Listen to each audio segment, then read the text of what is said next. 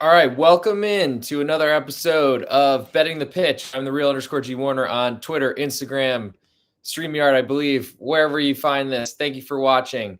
Wanted to go through the eliminatorias, as they call it in South America, but the World Cup qualifiers going on in CONCACAF, so in the North America, whatever, and then South America, because that's what we got still going. There's Asian qualifiers that have already kicked off, I believe, almost all of them, or anything that looked interesting to me. And I might get to that towards the end of the show. But without further ado, we'll start, I guess, where the money is in this case, or where the first matches begin, and that's in South America. So Ecuador hosts Brazil, currently only getting a quarter of a goal. And that seems like a really, really small number to me. But I want to say it's based on Brazil being so far ahead at 35 points, undefeated, even with one match less played because they had a postponement like in the middle of it with Argentina, which is incredible that was allowed to happen. But regardless, I think I'm more interested in looking about where Ecuador sits. So they're currently third in the CONMEBOL standings, have a 6-point gap between fourth and fifth place, which is Colombia and Peru, with Chile at 16 and Uruguay at 16 as well. So Ecuador's in a really good position right here. Everyone else besides Brazil and Argentina, the top two teams, have played the 14 matches. There are still 4 left to go, but that's a pretty big gap. And it looks like Ecuador, as you would expect against a team like Brazil, will be doing the best they can just to try to earn a single point in this matchup. With that said, only getting a quarter of a goal at home seems a little bit short to me based on an Ecuador offense that hasn't really been able to do much. And Brazil looking like by far the best team in CONMEBOL so far, but also maybe the best team in the world. So I was potentially even interested based on trying to gauge the Brazilian interest. Wonder if they're going to start playing with players that weren't really on their top selected teams. But for the most part, when you're playing for your country, you're playing the best you have. So I thought I might be of interest or have some interest in Ecuador. I'm not sure that I do, though they're a team that, as a big favorite, I'd like to go against because I don't believe they have much of an offense. Next is Paraguay hosting Uruguay. Currently, Paraguay, a quarter goal home underdog in what should be a pretty raucous environment. Paraguay sitting 9th in the CONMEBOL table on 13 points, Uruguay on 16. But from the 4th spot, which I think is the most important, you got to finish top 4 to avoid a playoff. I'm pretty sure maybe 5th place is still somewhat safe. Anyway, everyone's still chasing for right now. Paraguay aren't too far away. A win here would do them a lot of good. Uruguay sitting on 16 points is probably very disappointing. It got their manager sacked, I think, in the last international break. But Uruguay has had real offensive troubles this whole time, despite having Cavani and Luis Suarez. I feel like they've been pretty disappointing so far in this competition. I mean, sitting 7th in the table right now, have lost 4 out of 5, which is probably what also got their manager sacked. But Paraguay, on the other hand, really are a team built with Miguel Almiron as their main player, and then Sanabria, a Torino striker who's kind of been filling in for Bellotti, and I'm not sure that their offense is much to speak of either. I think in international setups, especially in the first match of an international window, they're usually really low scoring, which we have an over-under of 2, and this one even an over-under of 2 in the Brazil match as well, which is saying something, I think, based on what Brazil kind of presents offensively. But I'm interested in the home dog because I'm not sure with I mean, it's really hard to follow COVID restrictions across the world, especially in South America, which I don't pay attention normally. But ultimately, Paraguay, I guess, is where my interest is, both as a home underdog and because Uruguay just doesn't have a very trustworthy offense. And I think that's a pretty big problem. So then next on the list for CONMEBOL, we have Chile. Today's matches, at least, we have Chile hosting Argentina. Currently, Chile a pick'em with all the juice on Argentina on the road. Not sure what Messi's status is for this one, as he's been complaining about the COVID ramifications or after effects. Did come on as a substitute, I believe, against Reims this past weekend in France. And currently, Argentina sits second in the table on 29 points. Pretty big gap between them and the rest. I think almost insurmountable. And you have that same type of concern that you do with Brazil about how much do they care, what type of lineups are they putting forth. So that's something you certainly want to look at. Now, their opponent here, Chile, are in a tough position. They're sitting 16th or on 16 points, tied for sixth with Uruguay, with better goal differential, which I think has them higher in the table. And Chile are a pretty small nation that I think did and really have outperformed or overperformed what they have in population, certainly, and in their talent. Arturo Vidal is certainly not the young person that he used to be. Barely plays for Inter now. Also, a bunch of other players. They do have some young defenders, and I don't really need to go roster by roster, position by position. They're certainly going to be motivated for this matchup, and it seems like a lot of the home teams are underdogs here in this round. I think Chile, a point here would get them to 17 and tie them for fourth place if Colombia don't pick up any. I do think that home matches are where these teams are trying to get as many points as possible, though. So it might be a little bit more aggressive of a performance from Chile, knowing that they need the 3 points to really climb up the table, and it would do them a significant amount of good. Really depends on what you can expect from Argentina. I think Argentina is a far better side with a lot more offensive firepower, and I don't really, if I'm an inferior team, want to give Argentina too many chances. But I pick them not a lot for me to do there, and I'll move on to the next one, which I guess move on to Friday's matches. Colombia hosting Peru, and this is a big matchup. Both teams on 17 points. Sitting fourth and fifth currently. Colombia a little bit higher with better goal differential. Their offense has been pretty bad. I really had high expectations for them, even in Copa America this past summer, where they really didn't perform very well. Took a lot of draws, and I think that's something that's probably going to be likely to happen here as well. Peru have been, I think, are an inferior side, but ultimately have the same amount of points that have been doing fairly well considering what they have at their disposal. Currently, Colombia a 3/4 goal favorite at home with all the juice right now, and if this climbs to 1, I think it's going to be really hard for me to avoid backing Peru here, because I think Colombia, they have a lot of big names, but Duvan Zapata, their best striker, really hasn't been playing any type of minutes for Atalanta. I'm not even sure that he made the trip because he's been injured.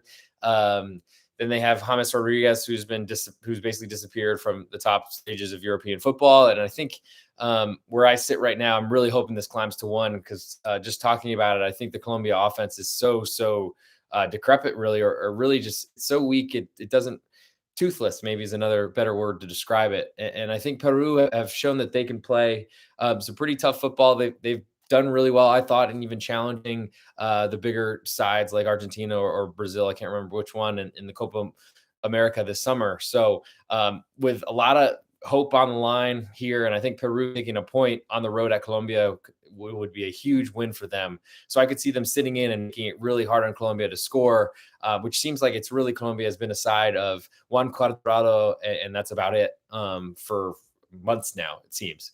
Next on the list is Venezuela hosting Bolivia. Currently Venezuela a 3/4 goal favorite, which is a huge number considering Venezuela are bottom of the table on 7 points, 10 points off fourth place, which I think is the crucial number. And that's a pretty big gap to climb with only 4 matches remaining. Win them all, get to 19. That still seems pretty unlikely.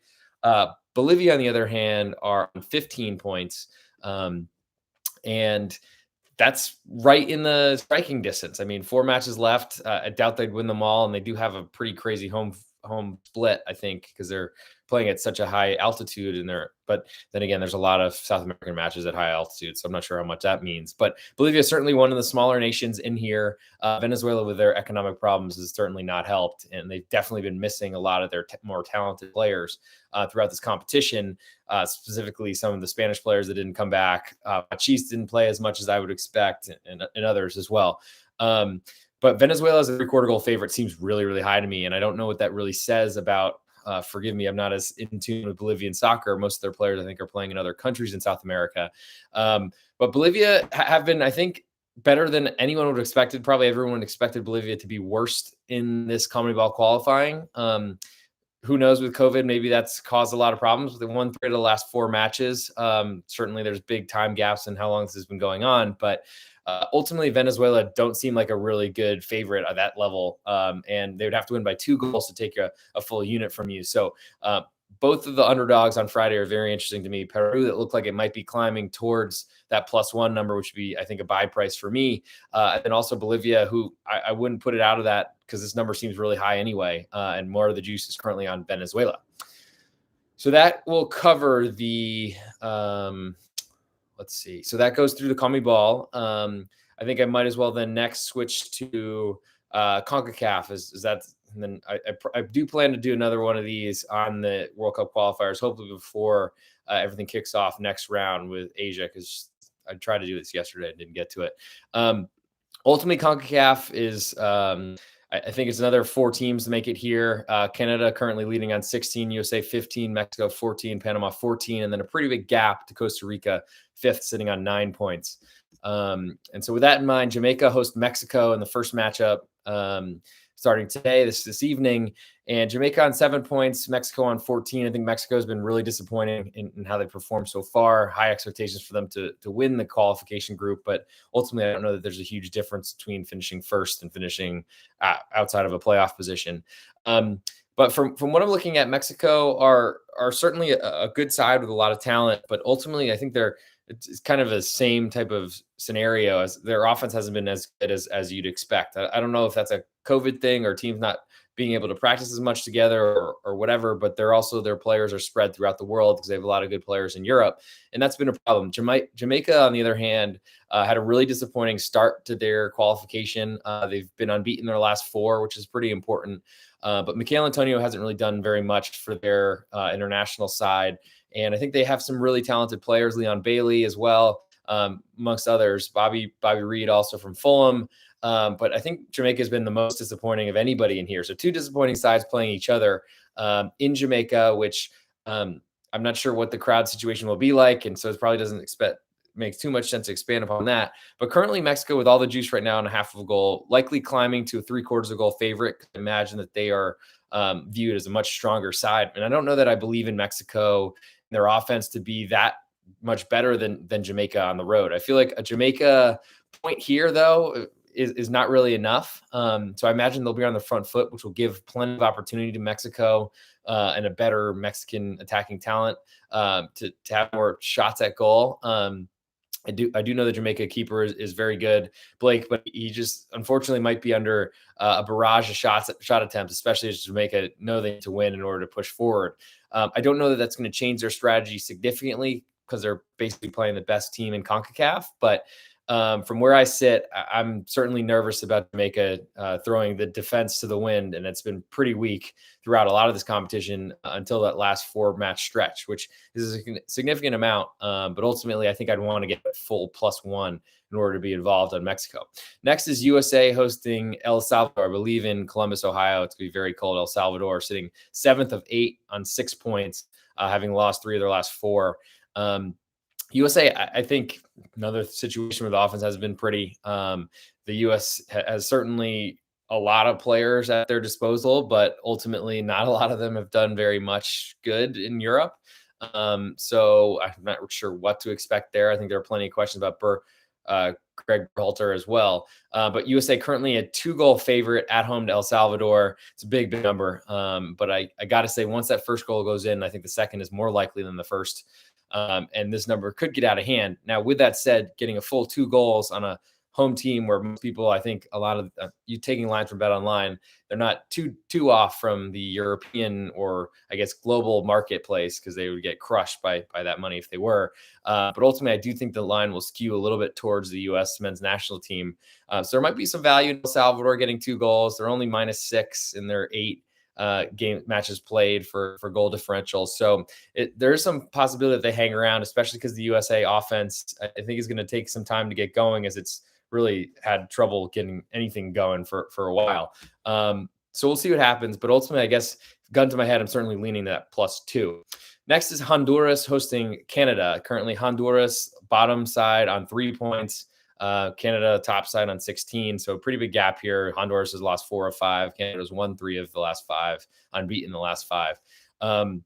Canada, I think, has certainly outperformed what was expected of them, still unbeaten in this entire competition or qualifying, which is incredible.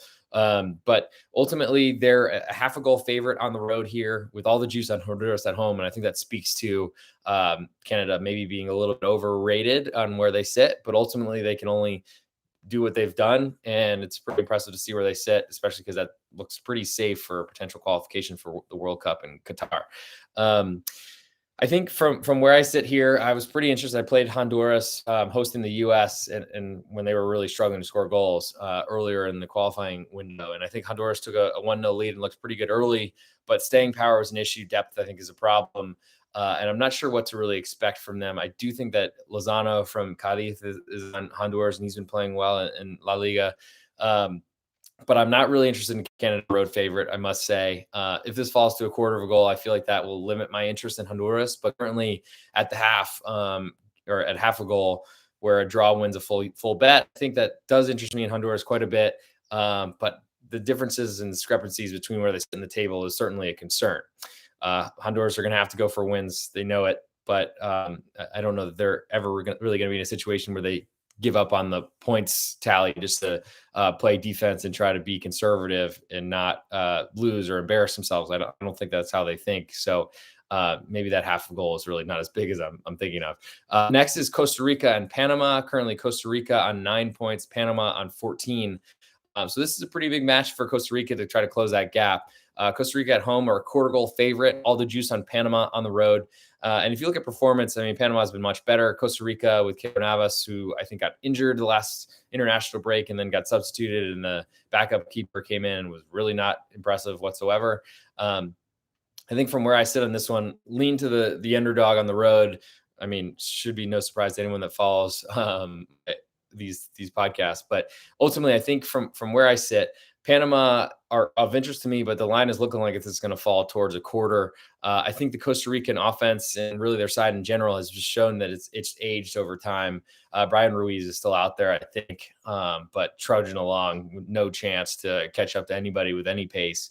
And I would think that Panama are probably going to go on the road and see a point as a decent result to them, because that would put them on 15, Costa Rica on 10, and still, I think, provide a 5-point gap between them and the rest. And Jamaica with a win would at best get to 10. So I think this is like a safety first type of situation for Panama, and it might do a really good job of defending, which I think makes that quarter of a goal even more interesting. So surprise, surprise, I like a lot of the underdogs, but ultimately I think some of the cases are better than others. I think Honduras probably have to push to try to win to climb out of last place, and that's not a great setup against Canada, even though I do have some questions about Canada. So maybe it might be a root for a big lopsided Canadian victory and then hope to go against them in the future. El Salvador +2 is a big number for the USA to lay. Not really sure that I want to get in the way of that in Columbus in a cold environment when El Salvador is probably going to be defending for 90 minutes. Jamaica at home is of interest to me as well, getting half of a goal from Mexico. But we'll see ultimately what that type of game plan looks like and what the lineups look like, because that's probably going to be very, very important. So that is 17 or 18 minutes or so of some international World Cup qualifying discussion. Feel free to hit me up on Twitter, @thereal_G Warner. Would love to talk more about this, as I think we're all racing to try to get as ready as possible for these matches kick off. Thanks a lot. Talk to you soon.